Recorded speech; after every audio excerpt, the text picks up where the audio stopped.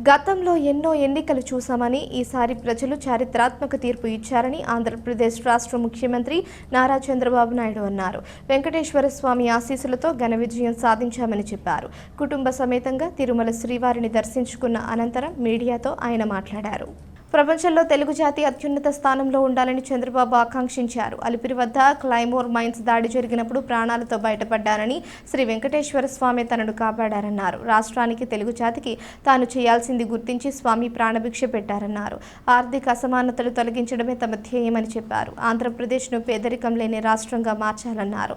ఉదయం నిద్రలేస్తూనే నిండు మనసుతో ఒక్క నిమిషం శ్రీ వెంకటేశ్వర స్వామిని ప్రార్థిస్తూ ఉంటానని తెలిపారు.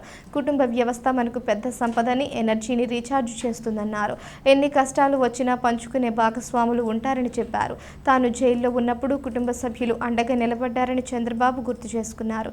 1995లో ఉమ్మడి రాష్ట్రంలో తొలిసారి సీఎం అయినంత వరకు పాలనా సచివాలయానికే పరిమితమై ఉండేది. ఆ తర్వాత ప్రక్షాళన చేశాం.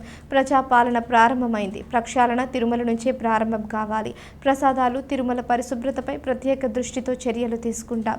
రాష్ట్ర ప్రజలందరికీ మంచి చేయడమే లక్ష్యం. అభివృద్ధిలో ప్రభుత్వంతో పాటు ప్రజలు మమేకం కావాలి. నష్టపోయిన, ఇబ్బంది పడిన వర్గాలను ఆదుకోవాలి. రాజమండ్రి, అమరావతి, పోలవరం పడకేశాయి.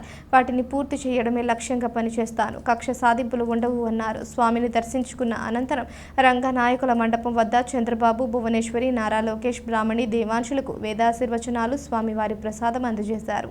వారు నిర్వహిస్తూ ఉంటారు. ధర్మరతి అనేటువంటిది స్పష్టంగా వారి యొక్క జీవన శైలిలో ఏర్పడుతుంది.